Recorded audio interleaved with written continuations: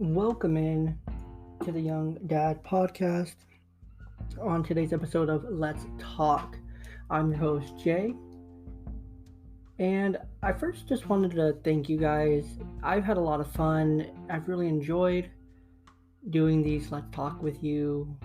They've been a blast. They've been very eye-opening to me. I've learned about myself. I've learned about these topics. And they've just been a great time. So thank you so much for the support that you've done listening to them, watching the videos on YouTube. And yeah, I just really appreciate it. Today's is an audio only. There is no video. However, yeah, there is no video today, just an audio. So if you don't recall, the first Let's Talk was about why. More talking about purpose, finding your why. The second one was last week, where we dove into first dates, bromance versus romance, and what he/she means when they say certain things. That one was a lot of fun, especially that third segment there. The interaction with my coworkers, my peers, my friends, it was a lot of fun just to kind of dive into that and to just talk about that stuff and just have a great time doing so when preparing. When creating these, I often discuss three topics or three crucial points about a topic, and I really wanted to try a new structure today with you guys, if you'll let me. And you will, because you're good to listen and we're here and that's what we're doing. We're trying new things. It's only like the third one, so bear with me. So the new structure I wanted to try is where we talk about more of a humorous topic, so something more humor-filled, a purpose topic, and then end with a parent/relationship topic. If you're down, I'm down. So grab a juice box, grab a snack, sit down, and let's talk. Before we jump too far into today's Let's Talk, I want to thank today's partner of the podcast, Dano Seasoning. The tagline for Dano's is yum yum, get you some. Or as my 5-year-old likes to say about the spicy, yum yum, spicy some. Holds up. I've used this stuff on chicken, on beef, pork, spaghetti, pasta salad, in dressings, pretty much on anything I can cook that's going to have a not sweet flavor. I've seen Dan the man himself put it on watermelon. Not my vibe, but good for you, Dan. You are the man for a reason. Pretty much everything except dessert, unless you're into that, you can put Dano's on. Low sodium, no MSG, no sugar, all natural ingredients, bring you a world of flavor in one bottle. Go to Dano-Seasoning.com. Use the code ballboy at checkout. Save money and support your new favorite podcast.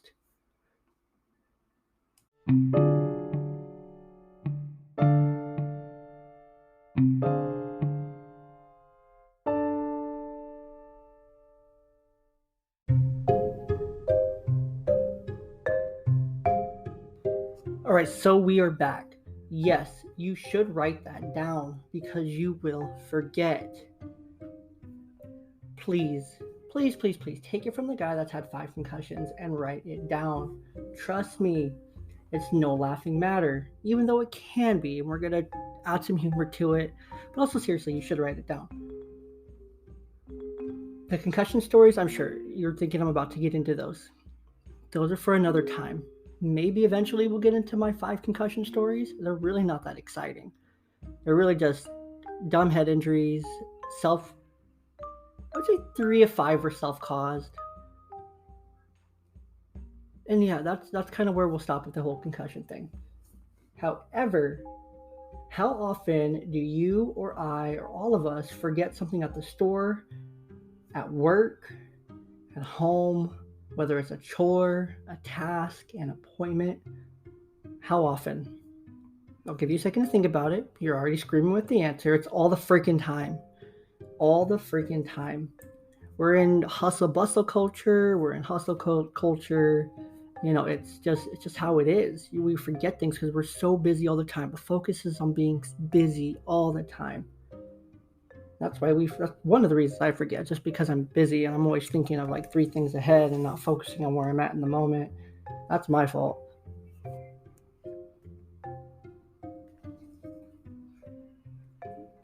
So if something's not on my list when I go to the store, then that item isn't making it home.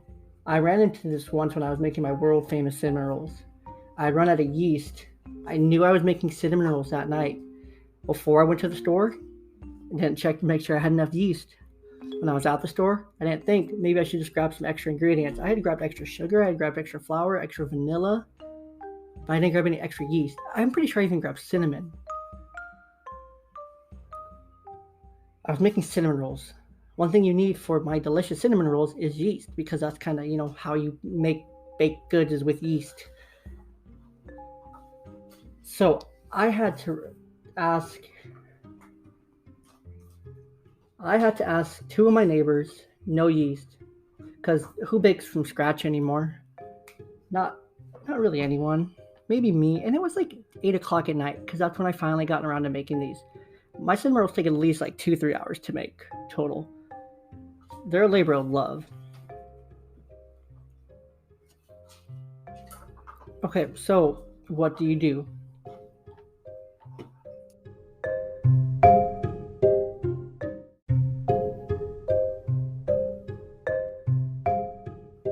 Okay, so what do you do? What do you do to avoid this going forward? I'm sure you're asking. I would love to tell you. I'm only a slight expert on the topic. Actually, I'm joking. I'm not an expert whatsoever. So please take my advice with a grain of salt, or like 18 of them at least minimum. Step 1, write it down. Step 2, write it down somewhere else. Yes, I'm serious about this. Write it down somewhere else. Step 3, write it down somewhere else. If not, talk to someone about it. Step 4, reminders are your friend. Put it in your phone, email, your calendar, your work calendar. Tell Alexa to put a reminder up. Do something like that and thank yourself later. Step 5, this is really important. Celebrate that you remembered, be proud of yourself, and get excited about your proactive approach to remembering things. What does that all mean? Yes, I want you to write it down in 2, if not 3 places. The first place you're going to write it on a calendar. Write it on a sticky note on your desk that you put on your computer or you put on top of your laptop. Write it on a paper calendar next. Third, write it in your phone. Fourth, tell your smart device at home to set a reminder for that day. You just put it in 4 places. You just put that one thing in 4 places. Talk to someone about it. You just put it in a 5th place. Because if you're talking to someone about it, you're ingraining it in your memory, and then that person is going to say, hey, how was that? And you're like, oh, that's actually not for a couple more days. And you're like, oh, solid. We can do that. And so then you're just remembering it more and more and more. Just super important. The data backs this up from Psychology Today. Jotting things down on paper normally faster than when you have to put it in your phone, because if you put it in your phone, guess what? You're going to get distracted and you're going to forget what you were supposed to be doing on your phone in the first place. That happens to me all the time. Handwritten notes tend to be more accurate and have a personalized flair. So when you're writing something down by hand, you're more often maybe writing it like a little more cute. You're writing it a little bit more neat because you have to remember what the heck that says. Unless you're me, my chicken scratch has gotten me by thus far. It'll continue to get me by. And they're more accurate because you're writing them in the moment. You're not writing them a day later. You're not writing them whenever, a week later, a day before the appointment. You're writing them in the moment. So you have the exact, when it's fresh in your brain. So let's say you schedule a chiropractor appointment. You write it down right away. 3 o'clock on Tuesday. 3 o'clock on Tuesday. You have the exact time because it's fresh in your head, the exact day, date, and where and what you're doing. So then the next day, when you look at that on your calendar, you go to work, be like, hey boss, I need Tuesday at 3 o'clock off so I can go to a chiropractor appointment. That's 2 right there. You're remembering it. Put it in your phone calendar next. That's 3. Talk to someone about it. A friend. For me, I personally have a friend at work. We go to the same chiropractor, so it's really simple and easy. It's like, oh, when are you going to go to the chiropractor again? Oh, I'm going next week. Right there. You're setting it up and you're ingraining it in your brain. 3rd thing, handwriting in a notebook triggers more robust brain activity. So if you have an actual physical planner, I know, what is that? I had one, I used it for about 2 months of the year and I haven't used it since. My fault. But handwriting in a notebook triggers more robust brain activity. When I use that thing religiously, daily, I didn't forget a thing. I was on top of my appointments, everything, knowing when things are coming and whatnot. I should probably start doing it again. See, told you, not an expert. Lastly, writing by hand is associated with a stronger neural encoding and memory retrieval. So again, it just helps your brain more when you write it down. So it's facts. So what I'm going to do is we're going to start writing more things down multiple times, multiple places, so we do not forget ever again. We're going to make our brain work for us like it's supposed to, and we're going to look like geniuses because we remember everything. And my fellow dudes out there, if you're in a partnership, whatever it is, please write down your anniversary, write down her birthday, write down these moments, ask her about it, because if you have honestly forgot, but you still have time because you know it's sometime in like November, ask, say, hey, I feel really bad asking this, but can you remind me of this date so I can write it down on my calendar? I listened to the Young Dad podcast, Let's Talk, and I need to write that down on my calendar so I don't forget. Can you tell me some of the important dates to you so I don't forget them again?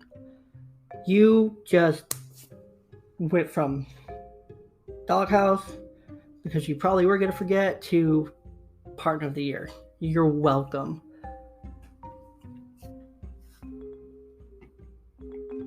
And that's writing things down. I know it's not a super funny topic. It's not super serious, but it is what it is. It's funny because we're still going to do it. Even if we write things down, we can still forget we're human. That's okay. So please, be kind to yourself.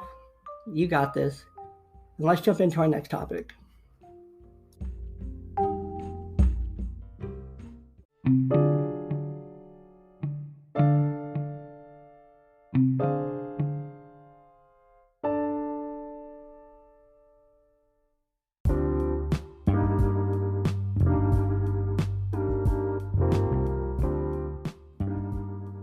All right, let's get into giving or getting support to and from others, whether it's your kids, your family, and your friends.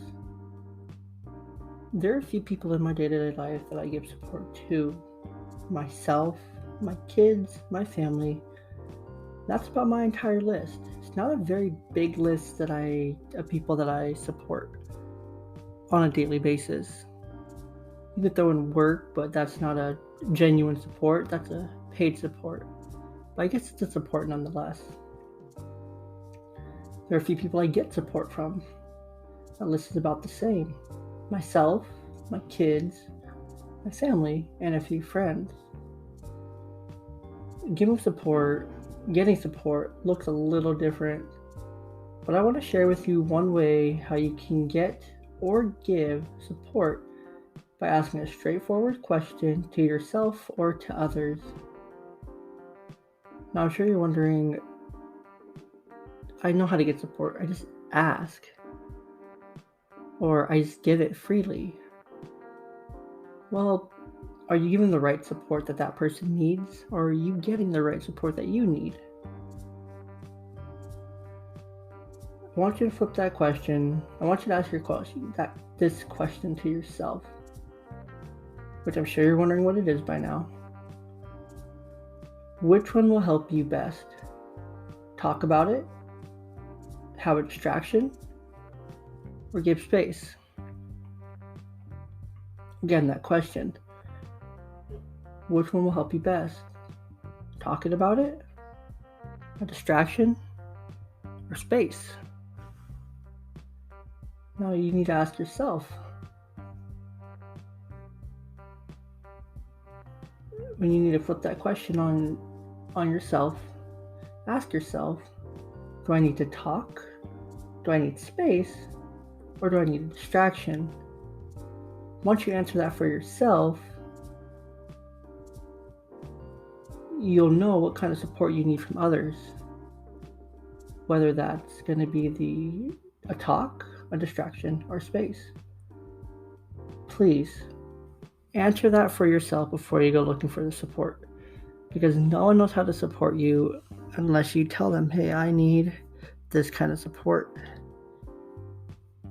Ask yourself, or if you're on the other end and you're the person that someone's asking for your support, but they don't quite know what they need, ask them that same question. Do you want to talk about it? Do you want a distraction or do you want space? Very simple. Almost too simple.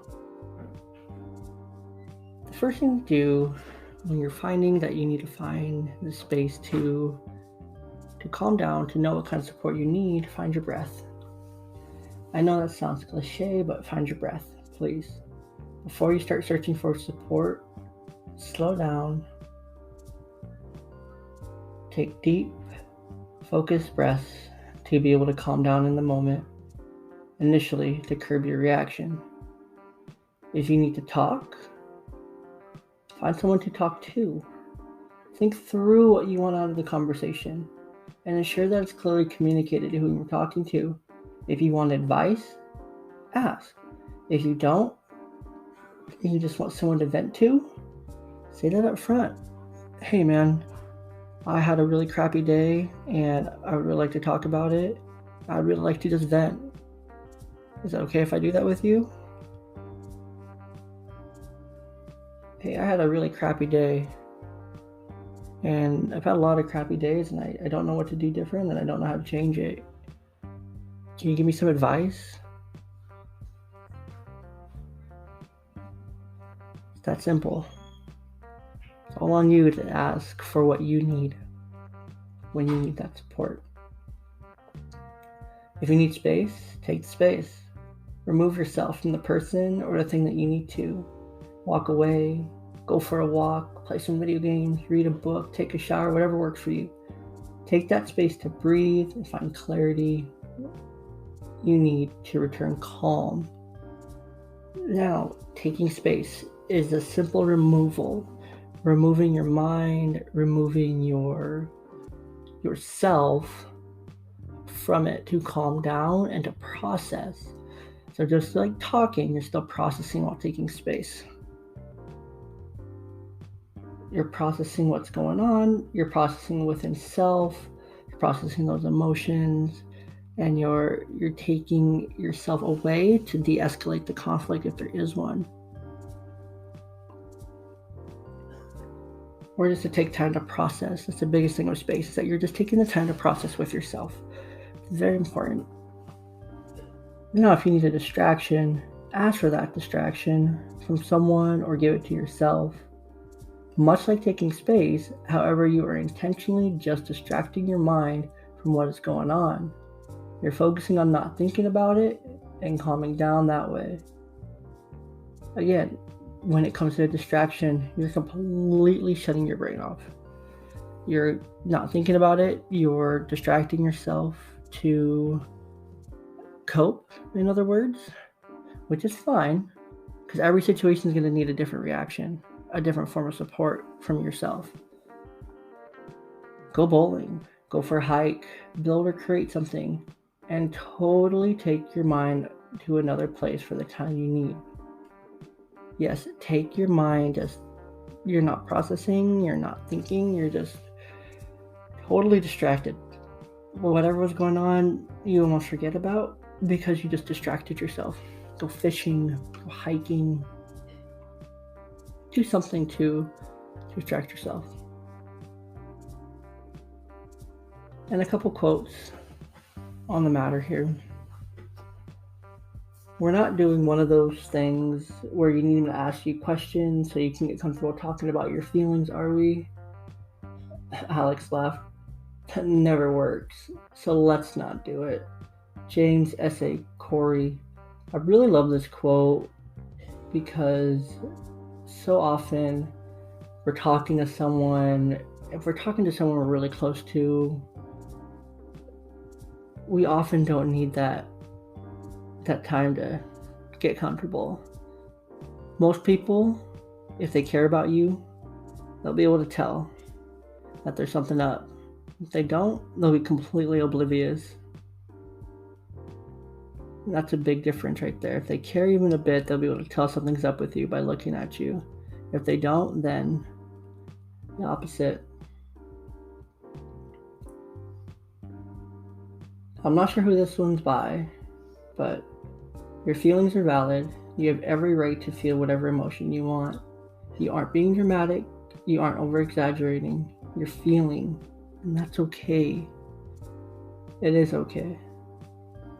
Let me tell you, from someone that was told that they were exaggerating throughout their life, being dramatic, not feeling the right emotions in the right time by people who were supposed to be supporting them.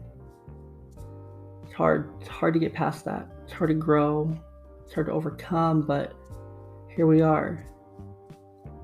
Because I realize I'm not over-exaggerating. I feel differently than you feel. My emotions react in a way different than yours. And I have a harder time communicating that than others sometimes. But I'm still feeling. I'm feeling emotions. And that's what's important. It's about processing them. That's next. Finding that support system that will support you to help you process them properly and in a healthy way. So that's what we're gonna end on that topic. Again, ask for the kind of support you need. I can't stress that enough. Ask for that support that you need, that you want. Do you need space? Do you need to talk? Do you need a distraction? Find out how exactly you need it and ask for it for the people that will give it to you.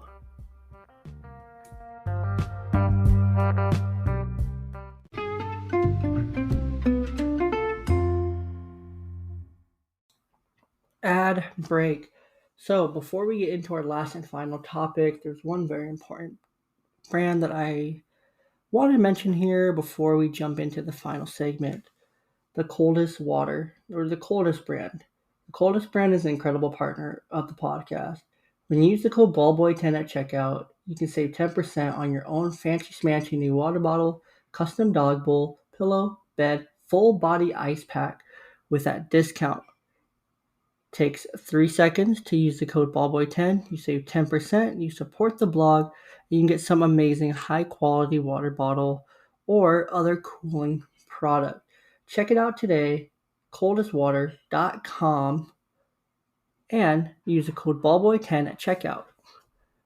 Back to the show.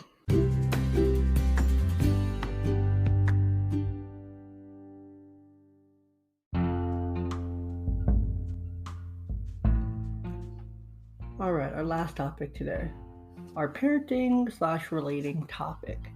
This one's gonna cut a little deep. Loneliness of co-parenting. This was actually an idea from one of my friends at work. I was like, man, I need a third topic. I was thinking like a parenting topic. She's like, what about loneliness of parenting? I'm like, what? But then I thought about it. I'm like, no, that's perfect. I love it. Because we just talked about getting support. So now you know how to get support from when you're feeling this way. But otherwise, all right, let me tell you a story here that'll make this sense. I remember the first night I had without my kid after my separation and divorce. I sat in my living room after turning on my PlayStation. I sat in the chair and I took in all the quiet around me. No babies crying, no noisemaker going, just no noise. Completely quiet. I remember sitting there. I felt so many emotions. took it all in, put my hands over my heart, both my hands. It's actually a strategy I learned in therapy, is to put both hands over your heart when you're starting to feel, and just feel whatever emotions you're feeling. I bawled my eyes out. I was mad at myself. I was mad at the situation. I was mad at their mother. I was mad at God. I was mad at the universe. I was mad at everyone I could be mad at. If there was someone or something I could be mad at, I was mad at it. Except for my dog at the time. Wasn't mad at her. But there's no reason, no justification, nothing. I was just mad. I was sad. I was lonely. It sucked. Sucked a lot. It took me months to get used to that quiet. While during that time, I was going to therapy and counseling, and I was diagnosed with ADD, which helped kind of understand things. So I learned how to keep my brain busy, how to keep myself busy. I got into my writing, creativity. I got going back to school. Of course, I went to therapy, like I mentioned. I went to the gym more. I worked out more. I did more things for myself. I learned about myself, how to process my emotions. Learned how to just take it one day at a time. I learned who was there for me and who wasn't. Just learned a lot. I still cried. I still hurt. But the difference now is that I accepted the hurt. I finally accepted that pain. I took full responsibility for it. Because no matter how much I wanted to, no one was going to come fix it for me. It's just not how life works. We have to take full responsibility for ourselves, our hearts, our minds, our problems. As much like we talked about, let me ask you why. First, let's talk. I can't help you fight those demons. Only you can. But I realized I'm in control of myself. So I took that control to better myself when I thought I couldn't. I lost a ton of weight. I went from 230 to 180. I grew my blog. I graduated with my bachelor's here in like 5 months. And I found myself again. I'm coaching Little League Baseball for my daughter. I'm on the board. I'm helping out. I'm back at church. I'm doing things again that make me happy, that make me feel alive, that I wasn't doing for a very long time. I really wish I would have been. But that's okay. And don't get me wrong, I still cry. It still hurts every time we exchange and it's quiet for a week and it's just me and my dog and me and Ringo, and those weeks are long. Weeks I have my kids are really short. Don't get me wrong, it takes time. A lot of things, they take a lot of time. That's okay. I'm better for it. You'll also be better for it. Okay, so why did I tell you that's like really sad and kind of bleh story to start out this third segment? Well, it's important to know that you and I are both human. We're both human beings.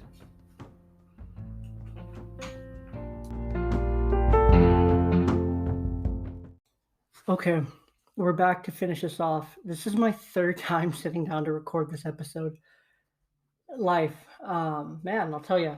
So we're back. We're wrapping up talking about, taking the time to get better. It takes time to get better. It does. That's okay. That's human. That's nature.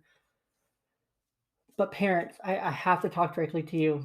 Or if you want to be a parent, I'm talking to you too. If you're an aunt, uncle, you You're close with kids every day. You have really close kids that look up to you and admire you. I'm talking to all you. When we as parents, when we hold on to the not so great example of those who raised us, we often pass it on to our children without realizing it. I've noticed it in myself, and something that I work every day at correcting. Our kids will then carry that onto their adulthood. We're creating a cycle, a vicious cycle. Parents, dads, moms, heal yourself, heal your inner child so that your child isn't the consequence of that.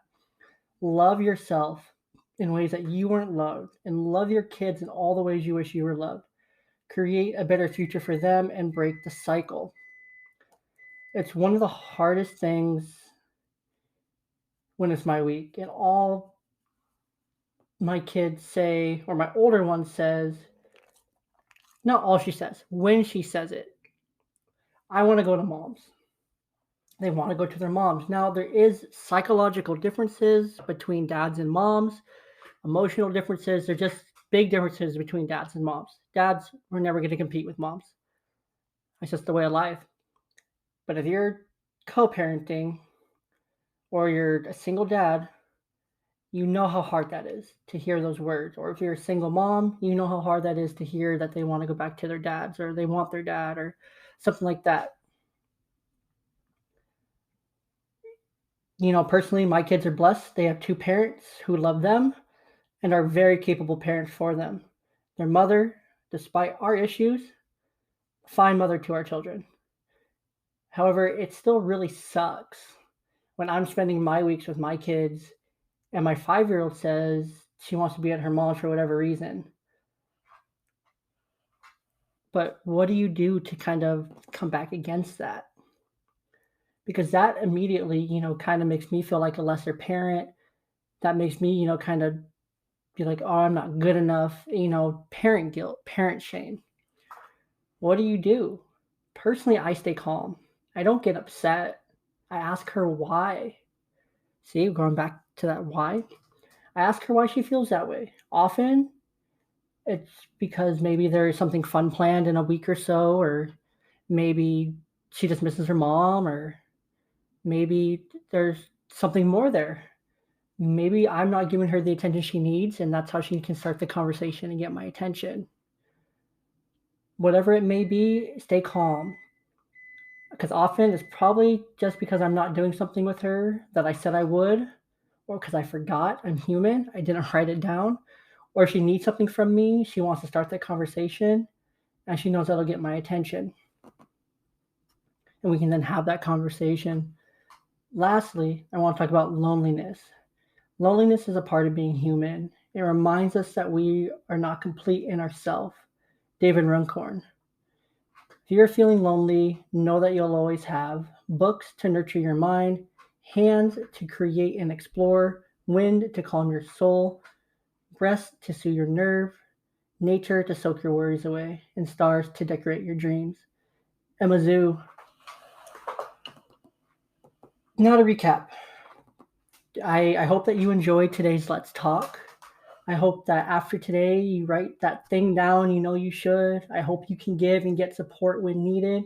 And lastly, and most importantly, parents, single or partnered, co-parenting, whatever your situation may be, know that you're not alone. Know that you're doing a great job and you got this. Keep your head up. If you haven't followed on all the socials, I don't know what you're doing. Young Dad Pod on Instagram and Twitter.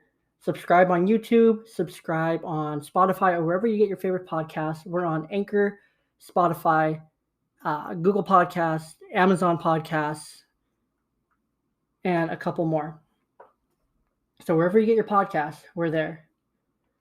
Again, thank you so much for coming in. Hope you enjoyed your juice box, that your belly feels good from your snack, and it was a pleasure talking with you.